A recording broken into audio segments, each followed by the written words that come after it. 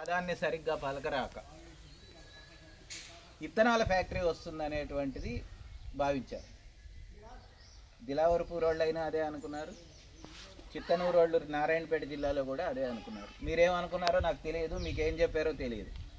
మామూలుగా విత్తనాల ఫ్యాక్టరీ వస్తుంది అనేటువంటిది అనుకున్నారు. రైతులకు విత్తనాలు అంటే ప్రేమ. మంచి విత్తనాల కంపెనీ ఒకటి వచ్చి నాణ్యమైన విత్తనాలు మన గ్రామాల్లో వస్తే మంచి పంటలు పండించుకుందాం అనేది మనం అనుకుంటాం మామూలు. అట్లా అనుకొని ఫ్యాక్టరీ కడుతున్నప్పుడు కూడా ఎవరు పెద్దగా పట్టించుకోలేదు. కంపెనీ పూర్తయిన తర్వాత విత్తనాలు వస్తాయి అనేటువంటి భ్రమలో చాలా దగ్గరలో ఉన్నారు. మీ గురించి మీకు గ్రామ సర్పంచ్ గారు ఇది ఎట్లా మొదలైందో చెప్తారు. కానీ క్రమంగా ఇప్పుడు అర్థమవుతున్నది ఏంటి మీకు, ఇది విత్తనాల ఫ్యాక్టరీ కాదు, సీడ్ కంపెనీ కాదు, ఇది ఎథనాల్ అంటారు. దీన్ని ఇంగ్లీష్లో ఎథనాల్ అంటారు. మనం వ్యవహారిక భాషలో మాట్లాడేటప్పుడు ఇత్తనాలు అంటున్నాం. మామూలుగా ఎథనాల్ దాని పేరు, ఇంగ్లీష్ పదం.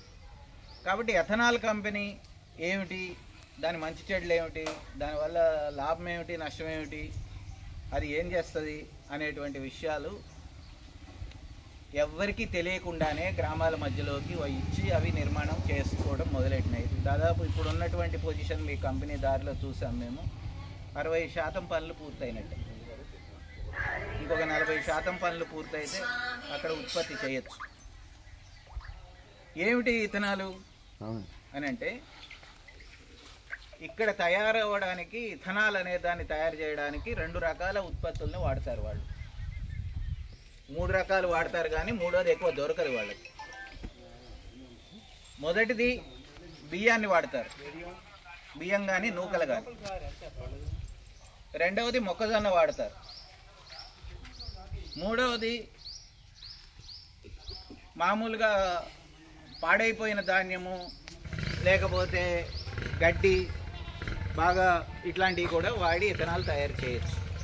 కానీ మూడోది ఎక్కువ దొరకదు కనుక మొదటి రెండింటి మీదనే ఎక్కువ ఆధారపడతారు.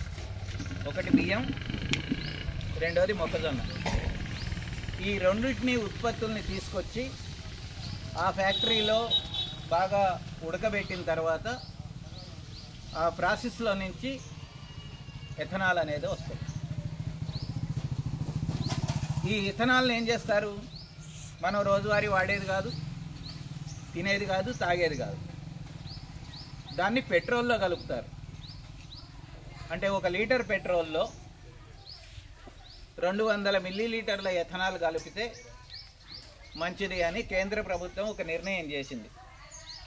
పూర్తిగా పెట్రోలే కాకుండా 1 లీటర్ పెట్రోల్లో 200 మిల్లీలీటర్ల ఇథనాల్ కలిపితే కొంచెం కాలుష్యం తగ్గుద్ది, దేశంలో పెట్రోల్ వాడకం తగ్గుద్ది. ఆ పెట్రోల్ ఇప్పుడు ఇతర దేశాల నుంచి తెచ్చుకుంటున్నాం కనుక మనకి విదేశీ మారక ద్రవ్యం కూడా మిగులుతుంది, మన దగ్గర పైసలు మిగులుతాయి, బయట దేశాల నుంచి కొనుక్కొచ్చే అవసరం తగ్గుద్ది అనేటువంటిది కేంద్ర ప్రభుత్వం ఒక పాలసీ చేసింది.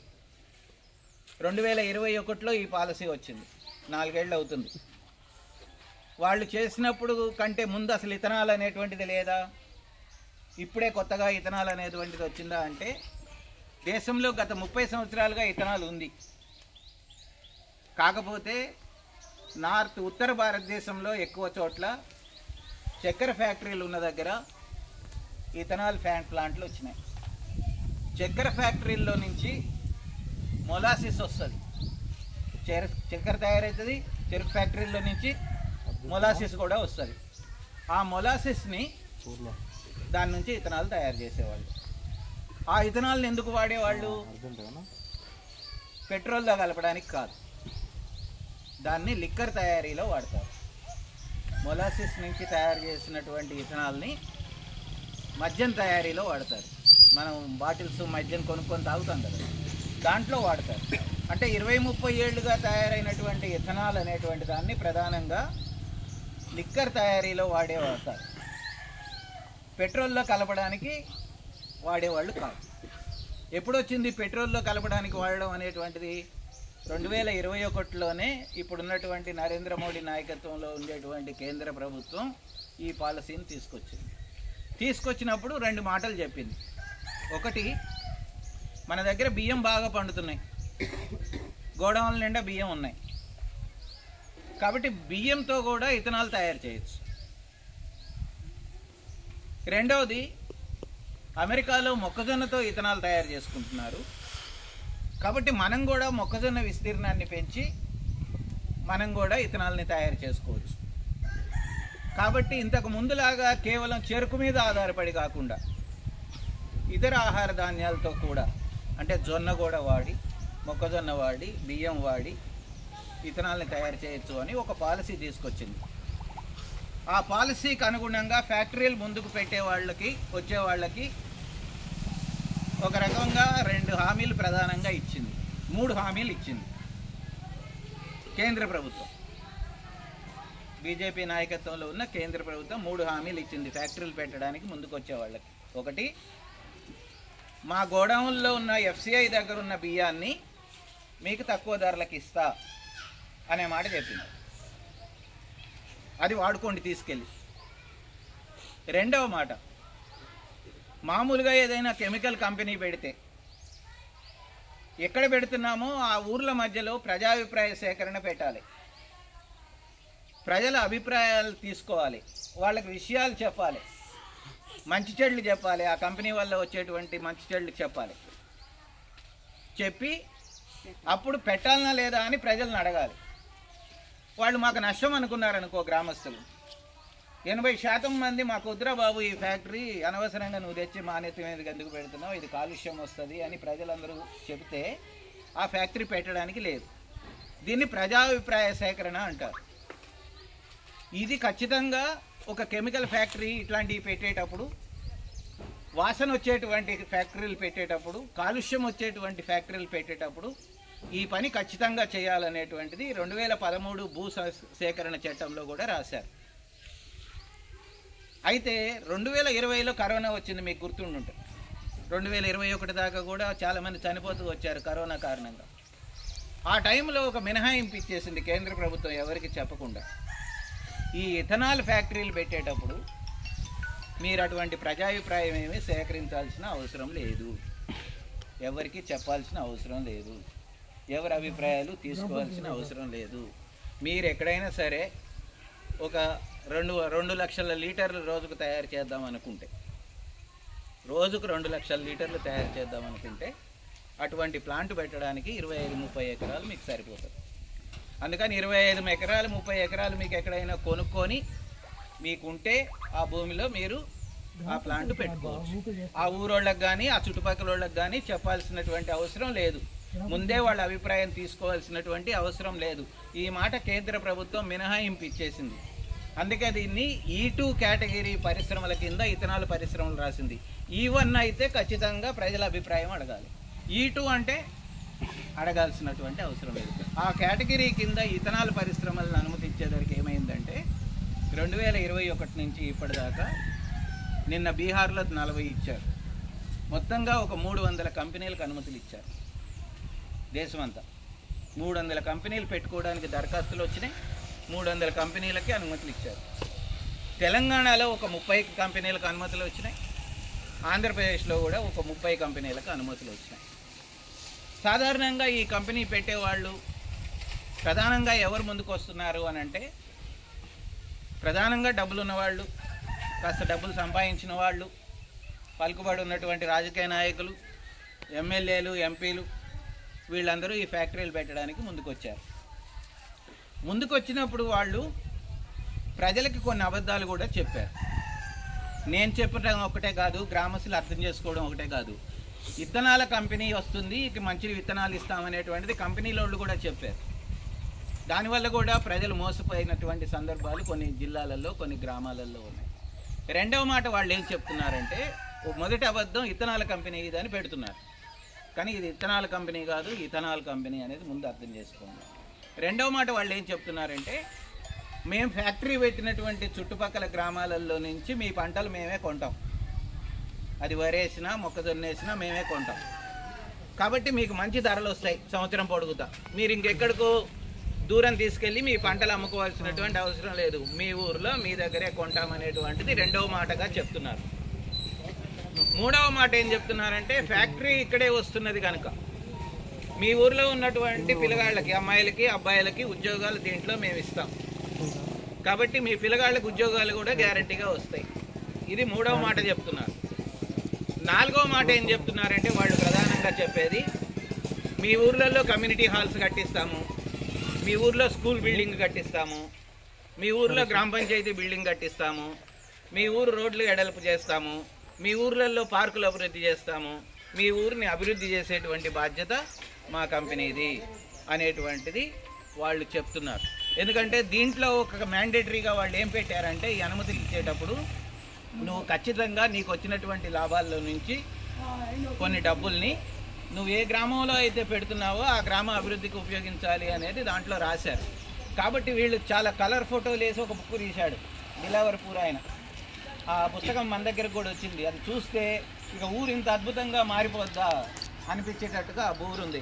మంచి మంచి రోడ్లు, రోడ్ల పక్కన చెట్లు, రోడ్ల మధ్యలో కూడా దిమ్మెలు, ఆ తర్వాత పెద్ద అందమైన భవనాలు, ఇవన్నీ కూడా బొమ్మలతో వాళ్ళు పుస్తకం కూడా వేసి చెబుతున్నారు. ఇది 4వ హామీ వాళ్ళు ఇస్తున్నారు. అయితే దీంట్లో వాళ్ళు ఇంకొక మాట కూడా జోడిస్తారు. ఈ ఫ్యాక్టరీ వల్ల ఎటువంటి కాలుష్యం రాదు, ఎటువంటి వాసన రాదు, ఎటువంటి మురికి నీళ్లు రావు, మీ పొలాలు కానీ మీ గ్రామాలకు కానీ మీ ప్రజలకు కానీ ఆరోగ్యానికి ఏమీ హాని లేదు మా ఫ్యాక్టరీ వల్ల అనే మాట కూడా వాళ్ళు చెప్తున్నారు. అయితే ఈ 5 అంశాలు నిజమా అనేటువంటిది మనకు వచ్చేటువంటి అనుమానం. ఈ 5 అంశాలు తప్పు అని ఈ పుస్తకం రాశాం మేము.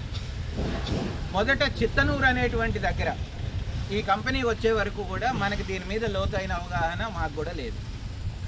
నేను హైదరాబాద్లో ఉంటాను, రైతులతో పనిచేస్తూ ఉంటాను, రైతు స్వరాజ్య వేదిక అనే సంస్థలో పనిచేస్తాను. Telangana people's joint action committee అనేటువంటిది కూడా ఒకటి ఏర్పాటు చేశాము. ప్రజల సమస్యలు ఎక్కడున్నా దాని మీద పనిచేయాలనేటువంటి ఉద్దేశంతో పూర్తికాలం కార్యకర్తగా పనిచేస్తుంటాను నేను. అట్లాగే డాక్టర్ బాబురావు సార్ అనేటువంటి ఆయన కూడా హైదరాబాద్లో తార్నాకలో ఉంటారు. ఆయన కూడా ఒక ప్రజల పక్షాన పనిచేసేటువంటి శాస్త్రవేత్త. ఆయన పెద్ద కెమికల్ సైంటిస్ట్గా పనిచేసి రిటైర్ అయ్యారు.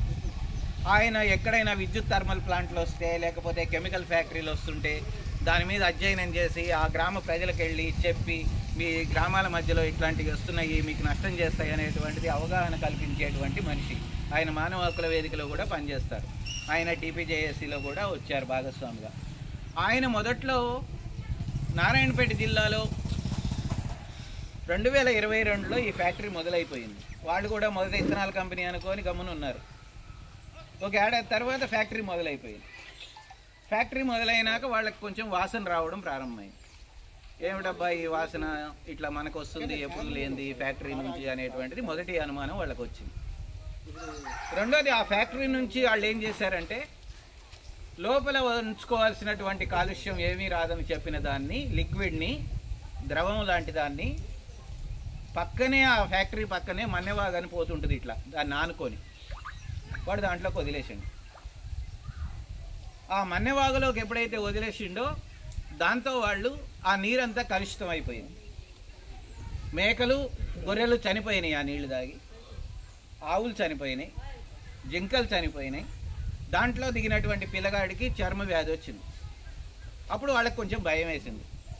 మన వాగులో మంచినీళ్ళుగా మనం తాగేవాళ్ళం ఒకప్పుడు వ్యవసాయ కూలి పనికి వస్తే, కానీ ఇప్పుడు ఈ కాలుష్యం వల్ల ఇగో ఇదంతా పాడైపోయింది అనేది ఒకటి అర్థమైంది. రెండోది, రాత్రిపూట తల తిరగడము, ఆ వాసనకి నిద్ర పట్టకపోవడము, భరించలేనటువంటి వాసన రావడము, ఈ 2 అనుమానాలతోని వాళ్ళు, సార్ మా దగ్గర ఒక కంపెనీ పెట్టారు, ఆ కంపెనీలో నుంచి ఇవి బయటకు వచ్చినాయి, మాకు అర్థం కాలేదు ఇది ఏంటి అనేటువంటి ప్రమాదం ఏమిటి అని ఆయన డాక్టర్ బాబురావు గారి దగ్గర హైదరాబాద్ వచ్చారు.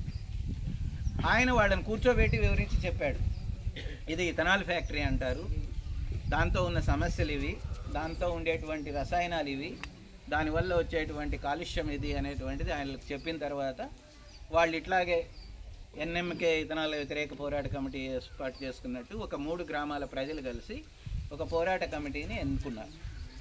మనం దీన్ని వ్యతిరేకించాలి, ఇక మనం గ్రామాల మధ్యలో ఇది పనికిరాదు ఈ ఫ్యాక్టరీ అనేది, మనం లేట్ చేసినాము, అది తయారవడం మొదలైంది ఇప్పటికే, కాబట్టి దీన్ని ఇక్కడి నుంచి ఎల్లగొట్టాలనేటువంటి నిర్ణయానికి వచ్చి వాళ్ళు ఒక పోరాట కమిటీగా ఏర్పడి పోరాటం చేశారు. దాదాపు 1.5 ఏళ్ళు చేశారు. 10,000 మందితో కూడా సభ పెట్టారు. గ్రామాల మధ్యలో పాదయాత్రలు చేశారు, ధర్నాలు చేశారు. ఒక ఫ్యాక్టరీ గేటు అక్కడ ఉంటే గేట్ ఎదురుగా రోడ్డు యువతల ఒక టెంట్ వేసుకొని ఏడాది నడిపారు. రోజు ఒక 50-100 మంది గ్రామస్తులు ఆ టెంట్లో కూర్చున్నారు. అన్ని రకాల అధికారులకి, గ్రామ మండల అధికారి నుంచి మండల ఎంఆర్ఓ నుంచి రాష్ట్ర స్థాయి మంత్రుల దాకా అందరికీ మెమోరాండంలు ఇచ్చారు. అంతిమంగా ఏమీ సాధించలేదు. అప్పుడు ఏం చేశారు, దీన్ని ఎట్లా అడ్డుకోవాలనేటువంటి దాంట్లో వాళ్ళకి అనుకోకుండా ఒక అవకాశం దొరికింది. ఫ్యాక్టరీలో నుంచి వాడు కాలుష్యం బయటకు వదిలితే తెలుస్తున్నదని ట్యాంకర్లు నింపి ట్యాంకర్ల నుంచి దూరంగా తీసుకెళ్ళి పారబోయడం అనేది మొదలెట్టారు.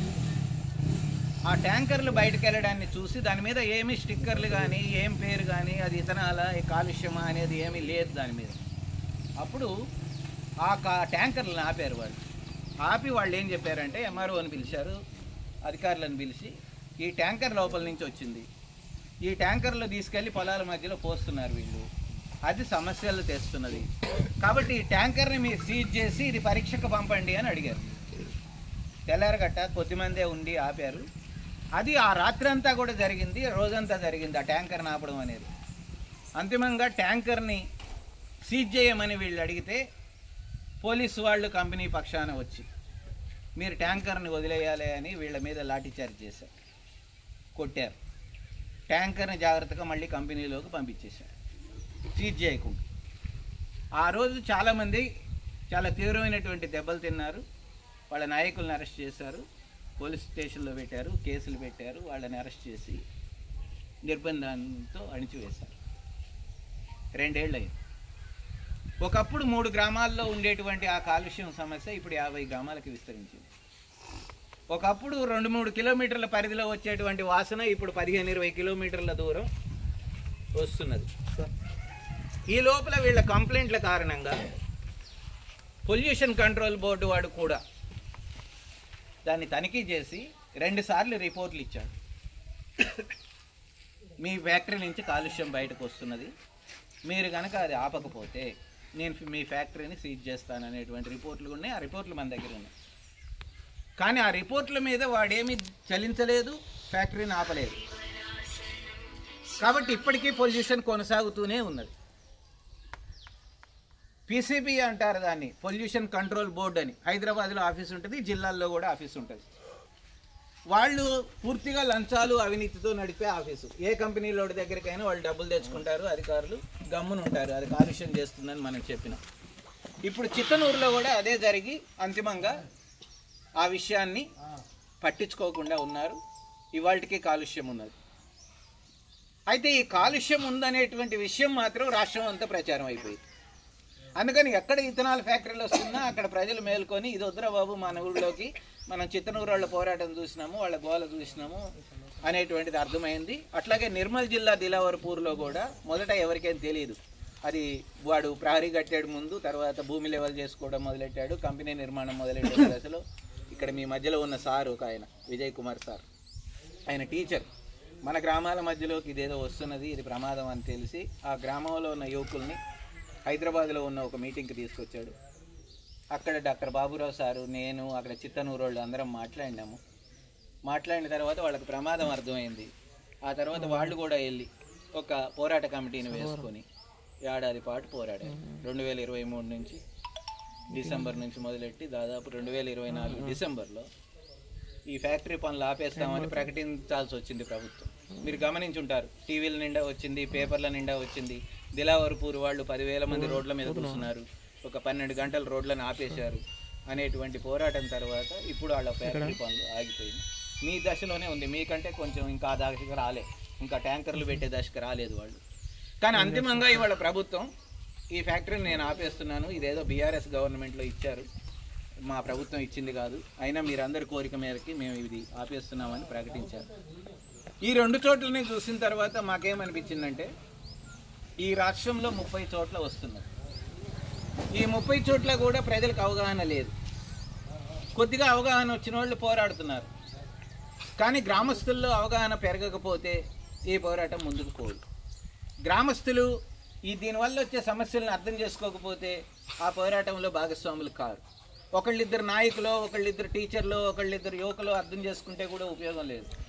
మొత్తం ఊర్లు ఆ కంపెనీ చుట్టూ ఉండేటువంటి ఒక 4-5 గ్రామాలైనా దాని ప్రమాదాన్ని అర్థం చేసుకుంటే తప్ప ఈ సమస్య పరిష్కారం కాదు అనేది మేము భావించి ఈ పుస్తకాన్ని వేసినాం. ఒక 5,000 కాపీలు వేసినాం. ఆ ఫ్యాక్టరీ ఎక్కడికి వస్తే ఆ ఫ్యాక్టరీకి ఉన్న గ్రామాలకి కంపెనీలు పంపుతున్నాం. అక్కడ ఏదైనా ఒక సంస్థ ముందుకు వచ్చినప్పుడు ఆ సంస్థ ఆధ్వర్యంలో కాస్త ప్రచారం చేయడానికి ప్రయత్నం చేస్తున్నాం. అట్లా ఇక్కడ న్యూ డెమోక్రసీ పార్టీ డేవిడ్ వాళ్ళు ముందుకు వచ్చినప్పుడు మీరు ఇది అవగాహన చేసుకున్నారు కదా, కాస్త గ్రామాల్లో చేస్తే బాగుంటుంది అనేటువంటిది కోరినాము. అయితే మేము మొదటి రోజే సూచన చేసినాం, మీరు మీ పార్టీ ఆధ్వర్యంలో కాదు, ఇథనాల్ వ్యతిరేక పోరాట కమిటీగా చేయండి, అన్ని పార్టీలని కలుపుకోండి, అన్ని పార్టీల ఆధ్వర్యంలోనూ నడవాలి. ఇది గ్రామస్తుల పోరాటంగా నడవాలి, పార్టీల పోరాటంగా కాదు. ఇది రైతులు, కూలీలు, చేతి వృత్తుల వాళ్ళు, మహిళలు, ముసలోళ్ళు, పిల్లలు అందరూ కలిసిన పోరాటంగా నడిస్తేనే మీరు గెలుస్తారు అనే అభిప్రాయాన్ని మొదటే అన్నోళ్ళకి చెప్పిన తర్వాత వాళ్ళు అదే ఉద్దేశంతో ఒక వారం రోజుల నుంచి ప్రచారం చేస్తున్నారు. ఇవాళ ఈ ఊర్లో సభ పెట్టుకుందామనే నిర్ణయానికి వచ్చి సభ పెట్టారు. నేను ఎందుకు ఇటు దాకా వచ్చినాను అంటే, ఇది దగ్గరగా ఉన్న గ్రామం, మీ శివారులోనే వస్తున్నది కాబట్టి మీ ప్రజలకి, ఈ గ్రామస్తులకు గనక విషయాలు అర్థమైంది, మీరు మిగతా చుట్టుపక్కల గ్రామాలని సిద్ధం చేస్తారు, ఈ ఫ్యాక్టరీ పోయేదాకా పోరాడతారు. ఒకవేళ మీరు పోరాటంలో రేపు ఓడిపోయి మనం ఆ ఫ్యాక్టరీ నడిచి కాలుష్యం వెదజల్లినాకైనా మీకు ఒక పోరాటం చేసిన తృప్తి అయినా మిగులుతుంది. మీరు ఏమీ చేయకుండా ఇళ్లలో పడుకొని ఆ ఫ్యాక్టరీ మొదలై చాలా కాలుష్యం వచ్చిన తర్వాత మేమేం చేయలేకపోయినాం, అప్పుడు ఆపలేకపోయినాం, మాది ఇట్లా అయిపోయింది మా జీవితం అనేటువంటిది.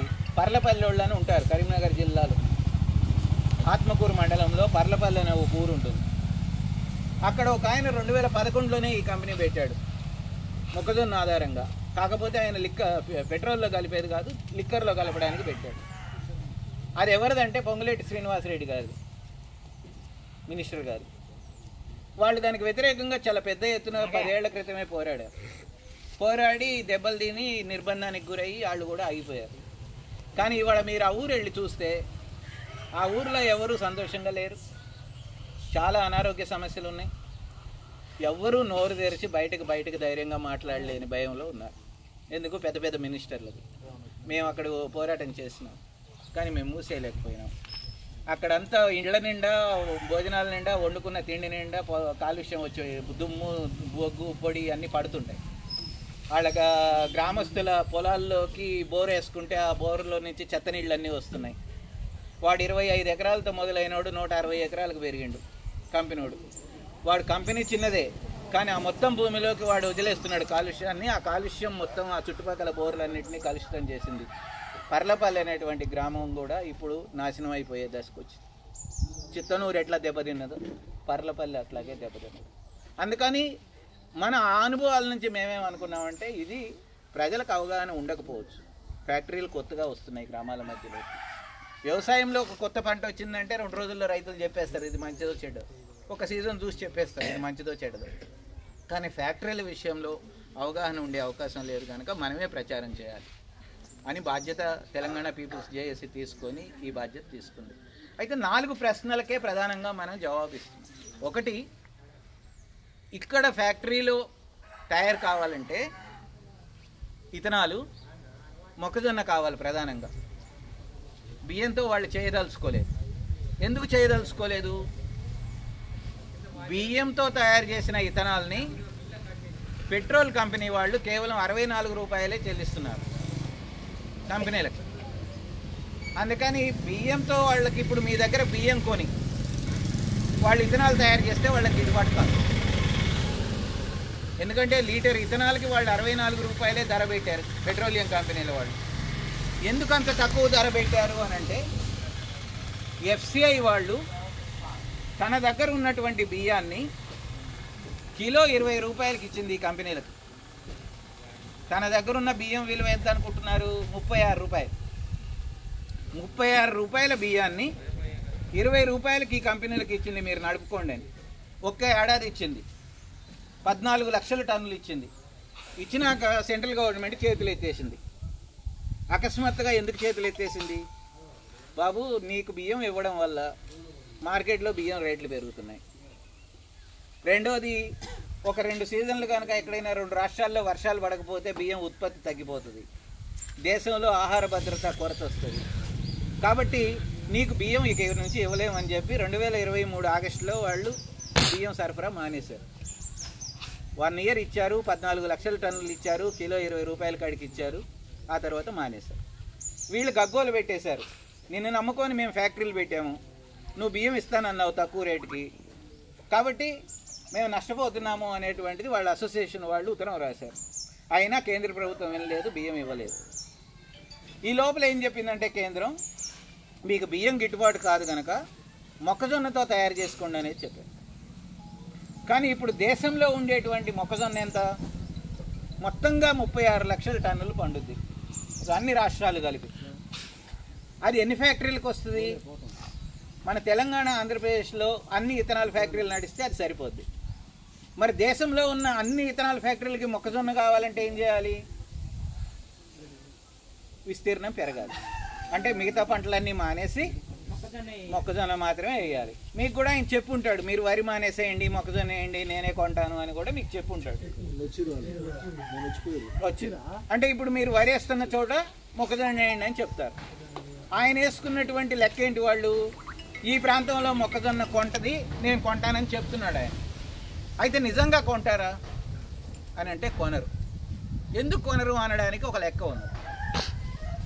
1 లీటర్ ఇథనాల్ తయారు చేయడానికి 2,600 గ్రాములు, అంటే 2 కిలోల 600 గ్రాముల మొక్కజొన్న కావాలి. బియ్యం అయితే 2 కిలోల 200 గ్రాములు కావాలి, మొక్కజొన్న అయితే 2 కిలోల 600 గ్రాములు కావాలి. ఇప్పుడు మొక్కజొన్న రేట్ ఎంత ఉన్నది? ఎంఎస్పి 2,225 రూపాయలు ఉన్నది. ఎంఎస్పి 2,225 రూపాయలు ఉన్నది. వచ్చే సంవత్సరానికి ఖచ్చితంగా 2,400 అయింది. 2,400 పెట్టి వాళ్ళు మొక్కజొన్న మీ దగ్గర కొంటే వాడికి ఎంత పడుతుంది? 63 రూపాయలు పడుతుంది మొక్కజొన్నకే. సుమారుగా 58 నుంచి 60 రూపాయలు పడుతుంది. వాడికి పెట్రోలియం కంపెనీ వాళ్ళు ఇస్తున్న ధర ఎంత? 72 రూపాయలు మొక్కజొన్నతో అయితే. బియ్యంతో అయితే 64 రూపాయలు, మొక్కజొన్నతో చేస్తే 72 రూపాయలు. మరి నీకు 60 రూపాయలు పెట్టి మొక్కజొన్న కొని 72 రూపాయలతో పెట్రోలియం కంపెనీలకు ఇవ్వగలుగుతాడా? వాడికి తయారీ ఖర్చు ఉంటుంది, ఫ్యాక్టరీ నడపాలి, జీతాలు ఇవ్వాలి, కాలుష్యం రాకుండా చూడాలి, రవాణా ఖర్చు ఉంటుంది, ఇన్ని రకాలు ఉంటాయి కదా. మరి అట 10 రూపాయలతోనే మిగతా అన్నీ నడపగలుగుతాడా అని అన్నప్పుడు మనం జవాబు చెప్పకుండానే ఈ కంపెనీల అసోసియేషన్ వాళ్ళు ఒక ప్రెస్ మీట్ పెట్టి జవాబు చెప్పారు. మాకు గిట్టుబాటు కాదు మొక్కజొన్నతో ఎంఎస్పి పెట్టి కొంటే,